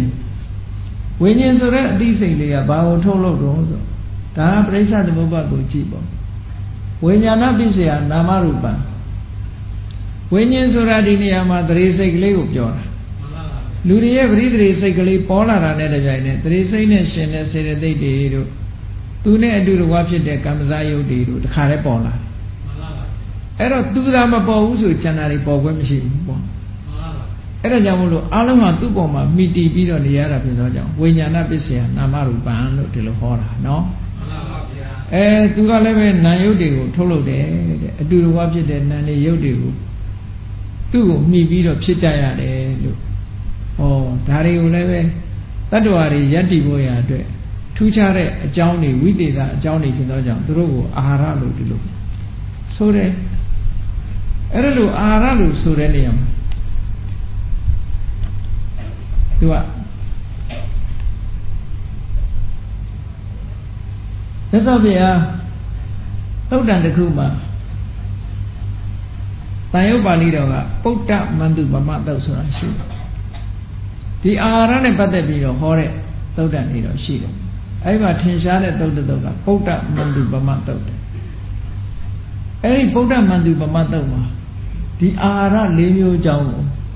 ရှင်းလင်းပြီးတော့ဟောကြားထားတာရှိတယ်ပေါ့ဒါကဝိပဿနာရှုခွက်နဲ့လည်းနည်းနည်းပတ်သက်တယ်ပေါ့ဒီအာဟာရတရား၄ပါးတွေကိုတည်တည်ချာချာမထိမ့်ကွက်နိုင်ဘူးပိုင်ပိုင်ချာချာမသိဘူးဆိုလို့ရှိရင်တတ္တဝါတွေကတဏှာကလွတ်ဖို့ရမရှိနိုင်ဘူးပေါ့ဒီအာဟာရတွေနဲ့ပတ်သက်လာလို့ရှိရင်အမတန်မှအရေးကြီးတယ်လို့ဒီအာဟာရတရားတွေအမတန်မှအရေးကြီးတယ်အဲ့ဒီမှာမြတ်စွာဘုရားကပုဒ္ဒမန္တုပမသုတ်မှာကပလီကာရအာဟာရကိုဘာနဲ့ဥပမာပေးဟောထားတော့ဆိုကပလီကာရအာဟာရနဲ့ပတ်သက်လာလို့ရှိရင်တဲ့ကိုယ်သားသမီးအရင်ရဲ့အသားနဲ့ဥပမာပေးတာနော်ဘုန်းကြီးတို့တွေကကောင်းတာတွေရွေးပြီးတော့ဟိုကမှားစားဒီကမှားစားဟုတ်လားဗမာလူမျိုးဗမာချက်တာမကြိုက်လို့ဒါကိုရီးယားအစားစားမှားစားတရုတ်အစားစားမှားစားနဲ့မျိုးစုံစားကြတယ်လေမှန်ပါဗျာဟိုးပင်လယ်ထဲနေတဲ့အကောင်ရဲ့အသားတွေစီးဖူးဆိုပြီးစားပြန်ရှိသမျှလူမစားတာတော်တော်ရှားသွားပြီခုနော်အဲ့တော့လူစားတဲ့အစာတွေကတဖြည်းဖြည်းတိုးချဲ့လာများလာလူမစားတဲ့ဟာတော်တော်ကိုရှားသွားဘုန်းတို့ငယ်ငယ်တုန်းကတော့မှဆိုရင်ပရစ်တွေပါလို့စားတာမရှိဘူးမြို့ရောက်လာတော့ပရစ်ချော်တွေပါနေတွေ့တခါဖားတွေတို့ရောက်သွားတွေတို့စားတာမရှိဘူးတော့မှဒီရောက်တော့ရောက်သွားတွေစားတာတို့နော်ဖားတွေစားတာတို့ဖြစ်လာအဲ့တော့မစားတဲ့ဟာတိတ်မရှိတော့ဘူးနောက်ပိုင်းတော့စားတာတွေကများလာကုန်ပြီပေါ့ အဲ့တော့ကပလီကာရအာဟာရနဲ့ပတ်သက်ပြီးတော့မြတ်စွာဘုရားဥပမာပေးထားတယ်ပုံဝတ္ထုလေးလိုပဲကိုယ့်ရဲ့ရင်သွေးသားငယ်ရဲ့အသားလိုသဘောထားတယ်အစာစားတဲ့အခါဇနီးမောင်နှံနှစ်ယောက်ကန္တာရခီးကြီးကိုဖြတ်ကြတယ်ခီးကြီးကလည်းအမတန်ဝေးတယ်အစာရည်သာဘယ်လို့မှမရနိုင်တဲ့ခီးကန္တာရဆိုဘေးကအန္တရာယ်တွေကလည်းလွန်များတယ်အဲ့တော့ရိတ်ခါနဲ့ဖြတ်ကျော်သူတို့ထဲမှာလည်းပါလာတာစားနဲ့ရိတ်ခါနည်းနည်းလေးပဲပါခရီးတစ်ဝက်တောင်မကြိုးသေးဘူးစားနဲ့ရိတ်ခါကုန်နေနောက်ပြန်လှဲလို့လည်းမရှိဘူးရှေ့ဆက်သွားရင်လည်းသေဖို့ပဲရှိတာနောက်ပြန်လှဲလဲဒီစားနဲ့ရိတ်ခါမလောက်တော့သားမိသားက3ယောက်ရင်ခွင်မှာကလေးလေးကပါလာမိသားစု3ယောက်သွားအဲ့တော့စားစရာကပြတ်လာပြီဆိုတော့ဇနီးမောင်နှံ2ယောက်တိုင်မင်းတယ်တဲ့ဒီတိုင်းဆက်သွားလို့ရှိရင်တော့တို့3အောင်လုံးသိမှာပဲ3အောင်လုံးသိမှာအကယ်၍ဟောဒီသားလေးကိုတတ်ပြီးတော့သူ့အသားလေးကိုတို့စားပြီးတော့ခရီးဆက်လဲဆိုရင်တော့သားလေးတစ်ယောက်တည်းသိပြီးတော့တို့2ယောက်ကတော့ခရီးပေါက်နိုင်နေတယ်ပေါ့ဟုတ်ကဲ့လားအဲ့တော့သူတို့ရည်ရွယ်ချက်ကဒီကန္တာရခရီးကြီးဟိုဘက်ကိုရောက်ဖို့ပဲအဓိကခရီးပေါက်ဖို့အဓိကဒါကြောင့်မို့သူတို့2ယောက်တိုင်မြင်ပြီးတဲ့အခါကျတော့ငိုငိုယိုယိုနဲ့ရင်သွေးသားလေးကိုတတ်ကြတယ်တတ်ပြီးတဲ့အခါမှာဟို6လမ်းထားတဲ့ဟာအသားကြောင့်လေးလှုပ်ပြီးတော့အဲ့ဒီကလေးလေးရဲ့အသားကိုဒီနေ့နည်းနည်းစားပြီးတော့ခီးဆက်သွားကြတယ်ခီးရလည်းအဝေးကြီးသွားကြဆိုအဲ့ဒီကလေးလေးရဲ့အသားကိုစားပြီးတော့သူတို့သွားကြတယ်စားလိုက်ငိုးယိုပြီးတော့စားတယ်ရည်ပဲချက်ကတော့ဒီခရီးကြီးကိုအသက်ရှင်ရင်လည်းဖြတ်ကျော်ဖို့ပဲဒီပြင်ဘာရည်ရွယ်ချက်မှမရှိဘူးအားတွေပျော်ဖို့ပါဖို့စားတာလည်းမဟုတ်ဘူးမရင်ဖို့စားတာလည်းမဟုတ်ဘူးလှဖို့ပါဖို့စားတာလည်းမဟုတ်ဘူးနော်မှန်ပါဗျာအဲ့ဒီဇနီးမောင်နှံ2ယောက်ဒီကလေးရဲ့အသားကိုစားတာဟာကန္တာရခရီးကြီးကိုဖြတ်ကူးဖို့ရာလေးအတွက်ပဲသူတို့ရည်ရွယ်ချက်ရှိတယ်မှန်ပါလှဖို့ဆိုတာလည်းမရှိဘူးပျော်ဖို့ဆိုတာလည်းမရှိဘူးဟုတ်လားခွန်အားဗလာတွေတောင်းလာဖို့ဆိုတာလည်းမရှိဘူးဒီရွယ်ချက်တစ်ခုတည်းနဲ့ပဲဒီကလေးအသားကိုစားပြီးတော့ဟိုဘက်ခန်းကိုဟိုဘက်ခရီးပေါက်အောင်ဖြတ်ကြတာတဲ့ဖြတ်ရင်းနဲ့သူခင်ဗျာများရင်ဘတ်ကိုတီးပြီးတော့မိခင်လုပ်တဲ့ပုဂ္ဂိုလ်အားရင်ဘတ်စီတီးပြီးတော့ငိုငိုကြွေးကြွေးနဲ့အဲ့ဒီကလေးရဲ့အသားကိုစားပြီးတော့ဟိုဘက်ကိုဖြတ်ကြတယ်အဲ့ဒီဥပမာအတိုင်းပဲတဲ့အစာအာဟာရစားတဲ့အခါမှာဘုန်းကြီးတို့တွေဟာခန္ဓာကိုယ်တည်တံ့ယုံဆိုတဲ့ရည်ရွယ်ချက်ကပို့ပြီးတော့တခြားရည်ရွယ်ချက်တွေမထားရဘူးမှန်ပါဗျာမြူရုပျော်ပါကစားဖို့တို့လှဖို့ပါဖို့တို့အသားရည်ပြည့်ဖြိုးဖို့တို့အသားရည်တင့်တယ်အောင်တို့ဒီလိုရည်ရွယ်ချက်တွေနဲ့မစားရဘူးလို့ဒီလိုဆိုလို့တယ်မှန်ပါဗျာခန္ဓာကိုယ်ကြီးတည်တံ့ပြီးတော့အလုံးလုံးနိုင်ဖို့ဆိုတဲ့ရည်ရွယ်ချက်တစ်ခုတည်းနဲ့ပဲစားရတယ်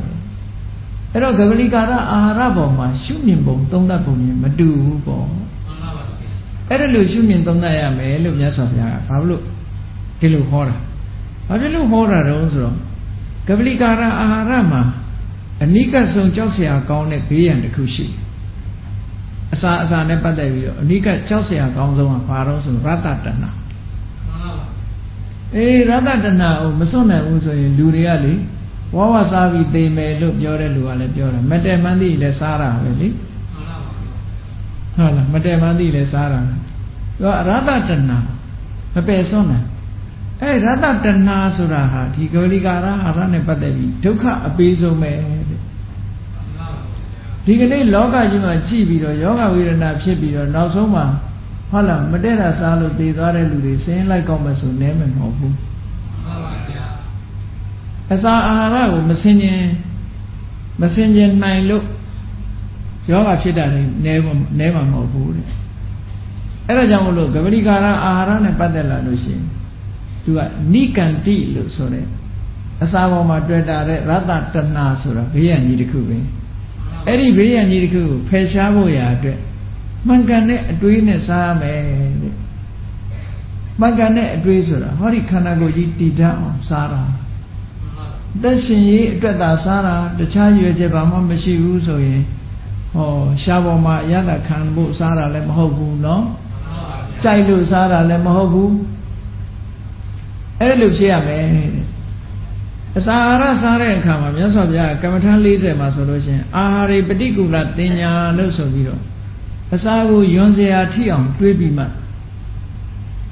ကမ္မထအထုတ်ဖို့ဆင်ခြင်သုံးသပ်ဖို့အစာအာဟာရနဲ့ပတ်သက်ပြီးတော့ဆင်ခြင်သုံးသပ်ဖို့ဒီလိုတောင်ဟောထားတာနော်အဲ့ဒါတွေကဘာအတွက်တုံးဆိုတော့ခုနပြောတဲ့ရသတဏှာကိုဖယ်ရှားဖို့ရအတွက်လုပ်တာတဲ့ဒါကြောင့်မို့လို့ကပလိကာရအာဟာရကိုစားသုံးနိုင်ကိုသားရဲ့အရင်ရဲ့သားရင်သွေးသားငယ်ရဲ့အသားကိုစားနေရပြီတကယ်လို့စိတ်ထဲမှာနှလုံးသွင်းပြီးတော့ဒီခန္ဓာကိုယ်တည်တံ့ရေးအတွက်သာငါဒီဟာစားတယ်ခန္ဓာကိုယ်တည်တံ့မှုအတွက်သာစားတယ်ကြိုက်လို့စားတာလည်းမဟုတ်ဘူးเนาะနှစ်သက်လို့စားတာလည်းမဟုတ်ဘူးဒီလိုကပလိကာရအာဟာရပေါ်မှာဆင်ញင်နှလုံးသွင်းရမယ်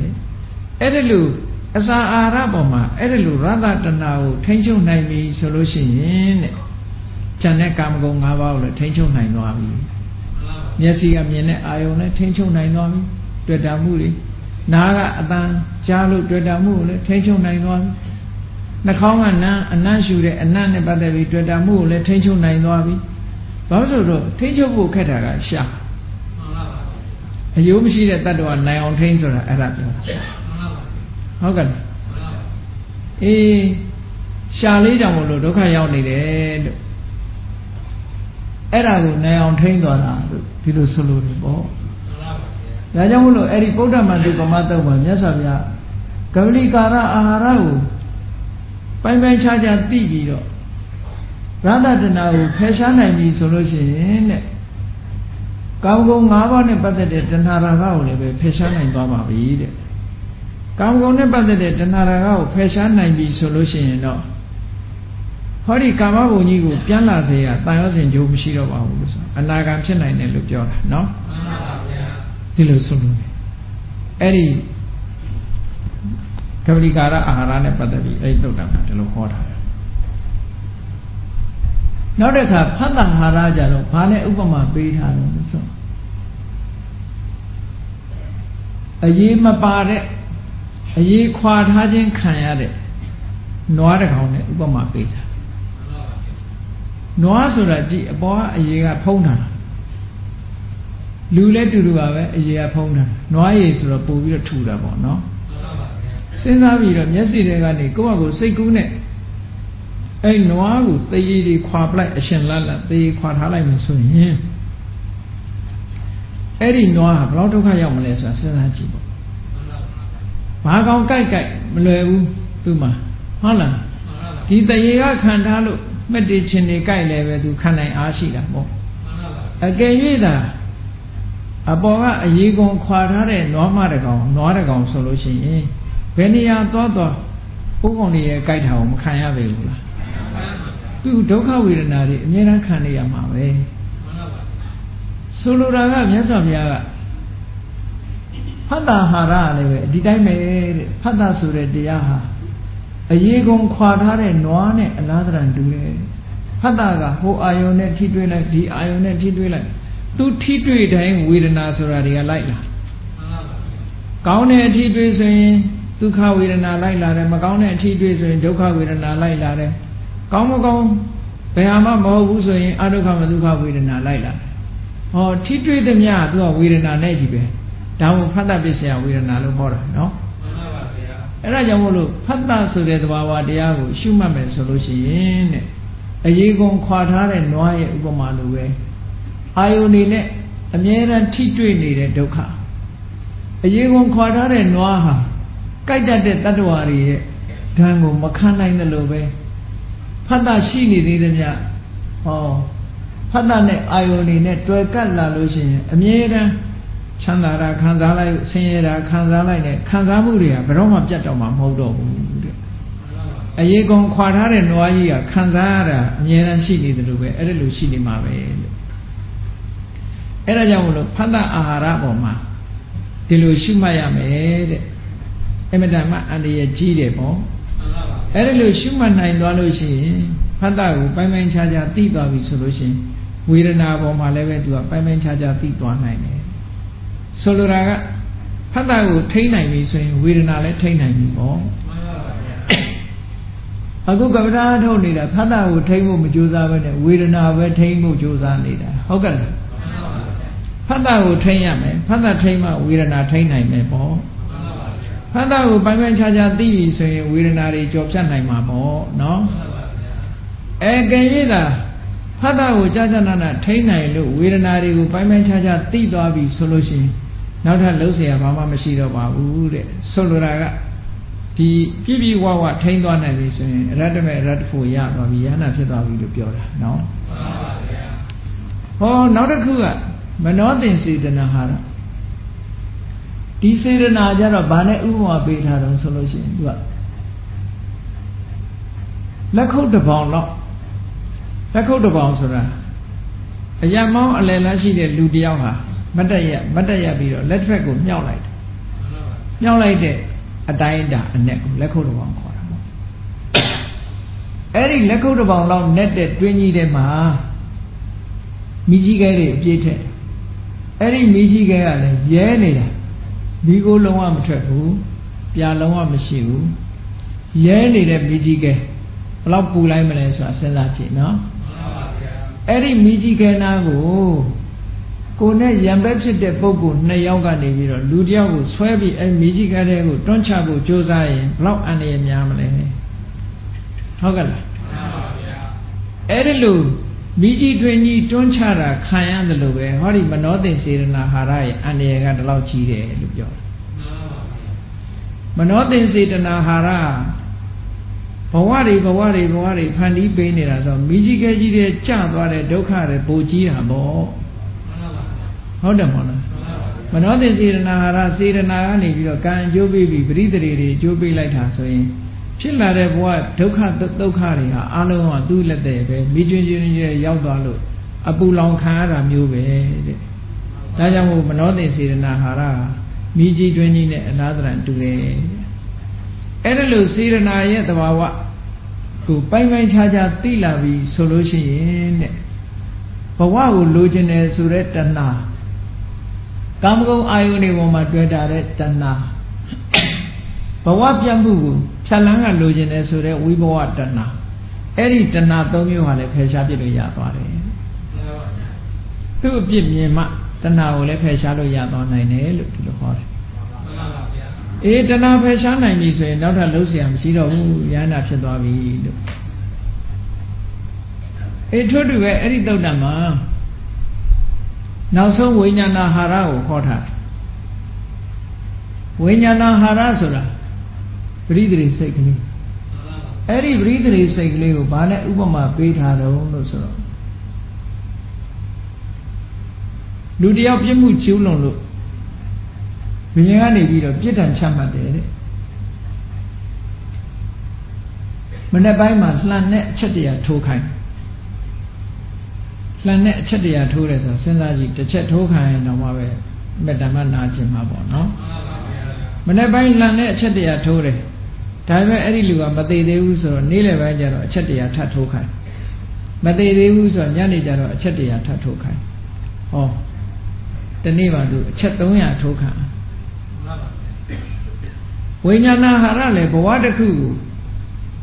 သူကအစပြုလိုက်လို့ယုတ်တိနံနေရလာပြီဆိုလို့ရှိရင်လှန်နဲ့ထိုးခံရတာလည်းဆိုးတယ်မှန်ပါဗျာဒါကြောင့်မို့လို့မြတ်စွာဘုရားဒီဝိညာဏဟာရဟာလှန်နဲ့အချက်300ထိုးတာလို့ပဲတဲ့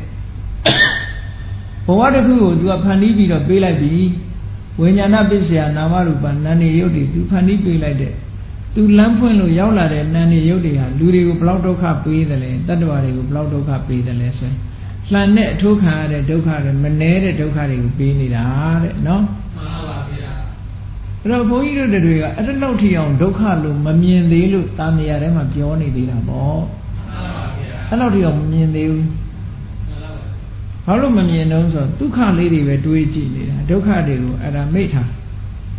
နော်ကောင်းတာလေးပဲကွက်ကြည့်တဲ့ကောင်းတာကွက်ကြည့်တယ်ဆိုတာဟိုလူချင်းတူနဲ့တူဆက်ဆံတဲ့အခါတော့ကောင်းတယ်မှန်အဲ့ဒါကြတော့ကောင်းတာကိုပဲကွက်ကြည့်ဖို့လိုတယ်နော်အဲ့ဒါလို့ကွက်မကြည့်ဘူးဆိုလို့ရှိရင်မေတ္တာမထားနိုင်ဘူးသူကလူတကာလူတိုင်းအပြစ်တစ်ခုစီတော့ရှိနေတတ်တယ်ပေါ့တချို့က အပြစ်ပဲရှာကြည့်တယ်အကောင်းကိုတော့မကြည့်အကောင်းမကြည့်တော့အပြစ်ကိုရှာကြည့်တဲ့အခါတုံးနဲ့တူမုန်းတိမှုတွေဖြစ်တယ်အပြစ်ကိုကြည့်တာလေအပြစ်ကြည့်တယ်ဆိုတဲ့နေရာမှာကိုယ့်အပြစ်ကိုမကြည့်ဘူးသူများအပြစ်ပဲကြည့်တယ်ကိုယ့်အပြစ်ကြတော့မမြင်ဘူးသူများအပြစ်ကြတော့မြင်တယ်ဒါကြောင့်မို့လို့ဒီအာဂါတဝိနည်းတုတ်မှာဆိုဟောထားတယ်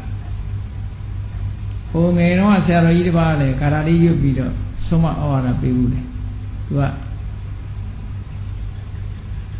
နွေရသည့်အချိန်မှာတဲ့ရေသိပ်စားလာတဲ့ပုဂ္ဂိုလ်တယောက်ရေကန်ကြီးကလည်းပဲမှော်ညင်းတွေကဖုံးပြီးတော့နေတယ်တဲ့အဲ့တော့မှော်ညင်းလေးတွေအပေါ်ကဖယ်ပြီးတော့ရေကိုတောက်တယ်လို့ပဲတဲ့ရေကိုတောက်ရတယ်လို့ပဲအဲ့ဒါလို့ပဲတဲ့ခုနဒေါတိဟိကိဏတ္တခုနံဝပတ္တယေတရေတဲ့လူဆိုတာကိုယ်လည်းတူတူသူလည်းတူတူအပြစ်လည်းရှိတယ်အကောင်းလည်းရှိတယ်ဆိုးလည်းရှိတယ်ပေါ့နော်အဲ့ဒါလို့ရှိတဲ့ထဲမှာအပြစ်ကိုမရှုနဲ့အကောင်းကိုပဲရှုအကောင်းကိုရှုပြီးတော့အပြစ်ကိုဖယ်ပြီးအကောင်းတာလေးဥပမာခုနကမှော်သေးမှော်ညင်းတွေကိုဖယ်ပြီးတော့ရေလေးကိုသာတောက်တယ်လို့ပဲတဲ့ကောင်းတာလေးကိုရှုတတ်ရမယ်ပေါ့အကယ်၍ကောင်းတာမရှုတတ်ဘူးဆိုလို့ရှိရင်ဒီပုဂ္ဂိုလ်ကစိတ်ကောင်းနှလုံးကောင်းဆုံးရှုံးနေတာသွားပြီပေါ့ဒီလိုဖြစ်တတ်တယ်ပေါ့နော်အေးဒါကြောင့်မို့လို့တန်တရားကြတော့ဒီလိုမဟုတ်ဘူးအပြစ်ကိုရှုပါခန္ဓာရဲ့အပြစ်ကိုရှုတတ်ရလူတယောက်ရဲ့အပြစ်ကိုတော့မရှုတတ်ရဘူးခန္ဓာရဲ့အပြစ်ကိုတော့ရှုပါအတိုးတွေကဘာတွေတော့ဆိုလူတယောက်ရဲ့အပြစ်ကိုပဲရှုတယ်ခန္ဓာရဲ့အပြစ်ကိုတော့မရှုဘူး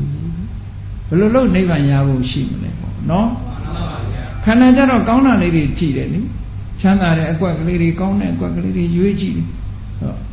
အပြစ်ကြတော့ဘာကိုရှုတာတော့ဆိုလူတယောက်ရဲ့အပြစ်ကိုသွားကြည့်အေးအဲ့ဒါလို့မှားရင်ချွတ်ချော်နေတာတဲ့နော်အေးကောင်းပြီဒီနေရာမှာခန္ဓာရဲ့အပြစ်ကိုမြင်ဖို့လိုတယ်ဒါကြောင့်မို့လို့ဝိညာဏအာဟာရဟာလှန်တဲ့အချက်300ထိုးခံရတယ်လို့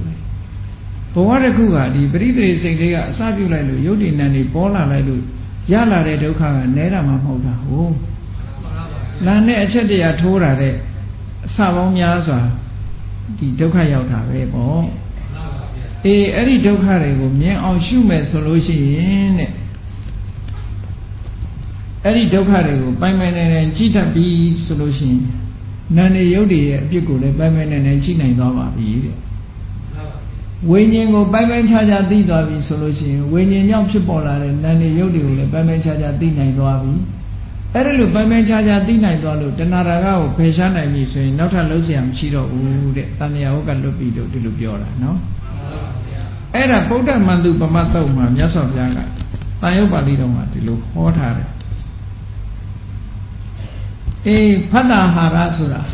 အာယုန်နဲ့တွေးထိတဲ့ဘေးရှိတယ်ဖတ္တဟာရရှိနေသည်များအာယုန်နဲ့တွေးထိတဲ့ဆိုတဲ့ဘေးနဲ့ကြုံရတတ်တယ်မနောတင်စေတနာအာဟာရဆိုတာရှိနေသည်များဘဝဆိုတာရနေမှာဖြစ်လို့အဲ့ဒီဘေးကြီးကရှိနေတယ်ဝိညာဏအာဟာရရှိနေသည်များပရိသေရီဘဝတစ်ခုကပြန်ပြီးတော့ဆက်နေတဲ့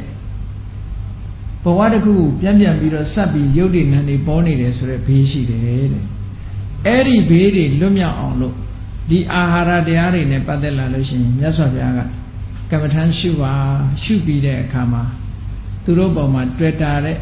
တဏှာရာကဒါတွေကိုဖယ်ရှားနိုင်အောင်ကြိုးစားရမယ်လို့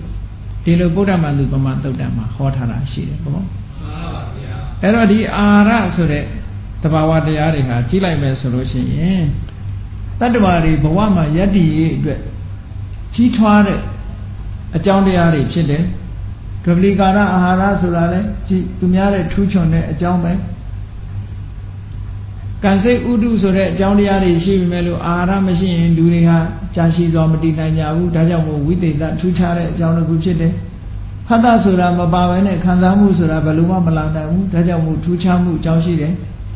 တခါစေရနာမပါဘဲနဲ့ဘဝဆိုတာမဖြစ်ဘူးကံမပါဘဲနဲ့ဘဝဆိုတာမဖြစ်ဘူးဒါကြောင့်မို့လို့တတ္တဝါတွေအတွက်ထူးခြားတဲ့အကြောင်းတစ်ခုဖြစ်တယ်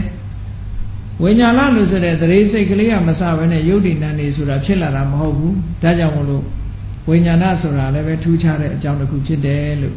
ဒါကြောင့်မို့ကမ္မတိကာရအာဟာရရဲ့ဖတ်တာရဲ့စေရနာရဲ့ဝိညာဏရဲ့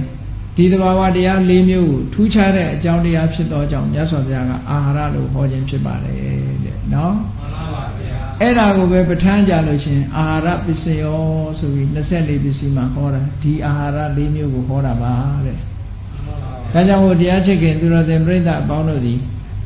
သဘာဝတရားတွေကိုအစုလိုက်လေ့လာတဲ့အခါမှာအာဟာရဆိုတဲ့အထက်မှာဘယ်သူတွေပါလဲလို့ဆိုရင်ဂမဏိကာရအာဟာရဆိုတဲ့ဩဇာပါတယ်ဖတ်တာဆိုတဲ့စေတသိက်ပါတယ်မနောတင်စေတနာလို့ဆိုတဲ့စေတနာတရားပါတယ်ဝိညာဏလို့ဆိုတဲ့ပရိသေစိတ်ပါတယ်အဲ့ဒီသဘာဝတရားတွေ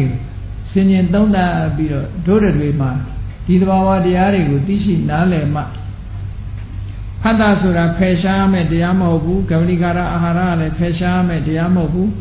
စေတနာဆိုတာလည်းဖယ်ရှားမဲ့ဘာဟတဗတရားမဟုတ်ဘူးနော်ဝိညာဉ်ဆိုတာလည်းဖယ်ရှားတဲ့တရားမဟုတ်ဘူးဖယ်ရှားမဲ့တရားကဘာလို့ဆိုရင်တွေ့တာမှုတဏှာဒါအဓိကဖယ်ရှားမဲ့တရားပဲပေါ့အေးဒါကြောင့်မို့လို့ဒီအာဟာရပေါ်မှာတွေ့တာမှုဆိုတဲ့ဒီအဓိကဖြစ်တဲ့အကြောင်းတရားတို့မှားရတဲ့အယူဆဖြစ်တဲ့ဒိဋ္ဌိတို့ငါလို့ထင်နေတဲ့မာနဆိုတဲ့ဒီတဏမာနဒိဋ္ဌိဆိုတဲ့ဒီတရားတွေနဲ့ပတ်သက်ပြီးတော့ဖြစ်ပေါ်လာတဲ့အကုသိုလ်တရားတွေကဖယ်ရှားမှာဖြစ်တယ်လို့ကိုယ်စီသဘောကျပြီးတော့ဖယ်ရှားရမယ့်တရားများကိုကျင့်ကြံကြိုးကိုအားထုတ်ခြင်းဖြင့်ဖယ်ရှားနိုင်ကြပါစေကုန်သတည်း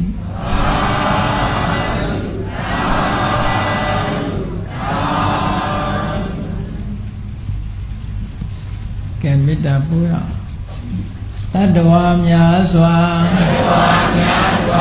သေရန်กว่าချမ်းသာကြပါစေမေတ္တာရေချမ်းသုံးငါဖြံငြိမ်းချမ်းကြပါစေသက်ရှိကျမ်းမာသိချမ်းသာတို့ရဆန္ဒပြေပါစေဓမ္မောတရံပိဝိတဝါနဝိသာတဗ္ဗေတမုဟတာအာဇရမရာတိတိဘာဝံနိဗ္ဗာနံယန္တုတာရောဓမ္မောတရံလောဘဒေါသမောဟစိတ်တောင်းကင်းကြောက်ကြည်တရားစေကိုပိဝိတဝါဝန္တာရှင်ပြတောက်ကြရအနာကြရကုန်သောကြောင့်ဝိသာသဗ္ဗေပူဇာညစ်နောက်ကိလေသာစေတောက်ဟုသမျှတို့သည်သမုဝတ္တပိဉ္စပဲတွင်ရေးမတင်တကဲ့သို့ကင်းစင်လွင်ကြောက်ပင်မရအောင်ပဲဖြောက်အကုန်သည်ဟောတုစင်စစ်မသွေဖြစ်ကြပါစေကုန်သတည်းအာသရမရံအိုခြင်းလဲကွာနာခြင်းလဲကင်းသေးခြင်းလဲရှင်းထသောတိတိဘဝကိလေသာဟုပုခသိင်ကင်းငြိမ်းရာအစစ်ဖြစ်ပေထသောနိဗ္ဗာန်နိဗ္ဗာန်ဟုခေါ်အေးမြူတော်သို့သာရောတရားချစ်ခင်စိတ်ကောင်းဝိညာသူတော်စဉ်အများတို့သည်ယန္တုပါရမီအစဉ်စဉ်မြင့်နေမြင်၍မလင်ပုံသေးဆက်ရောက်တော်မူကြပါစေကုန်သတည်း